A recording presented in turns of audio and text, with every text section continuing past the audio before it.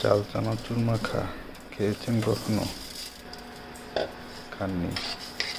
তাহলে এই রেসিপিটা দেখে ঝটপট বাসায় বানিয়ে ফেলুন। চাল চানাচুর মাখা। ফ্রাই প্যান গরম হয়ে গেছে, চাউলগুলো ঢেলে দেন। চালগুলো ভালোভাবে নেড়ে চেড়ে ভেজে নিন।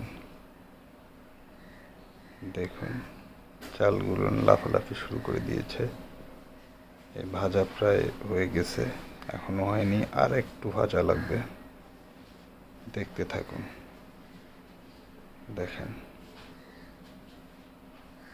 ঠিক আছে, এখনো হয়নি, ভালোভাবে আস্তে আস্তে নাড়তে হবে, হালকা হিটে ভাজতে লাগবে যেন আবার পুড়ে না যায়। এই যে কেবল কালার এসেছে, লালচে কালার, এখনো হয়নি। হালকা হিটে আস্তে আস্তে নাড়তে থাকুন।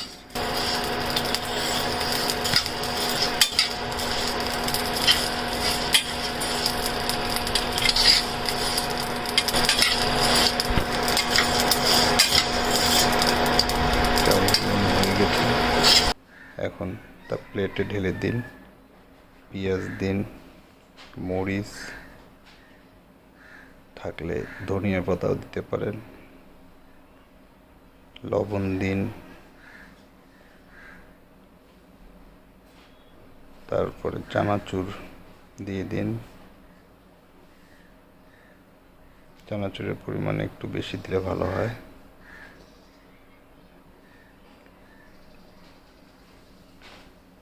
তারপরে সবার শেষে তেল দিন, সরষের তেল। তারপরে একটু লেবু চিপে দিন।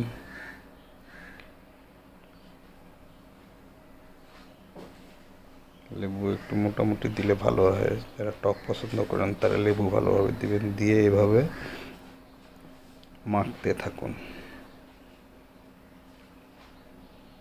খুব সুন্দরভাবে মেখে নিন। যত মাখবেন তত স্বাদ হবে।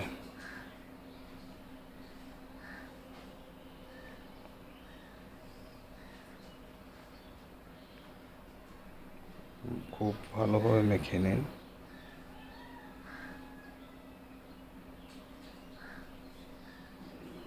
হয়ে গেছে চানাচুর মাখা।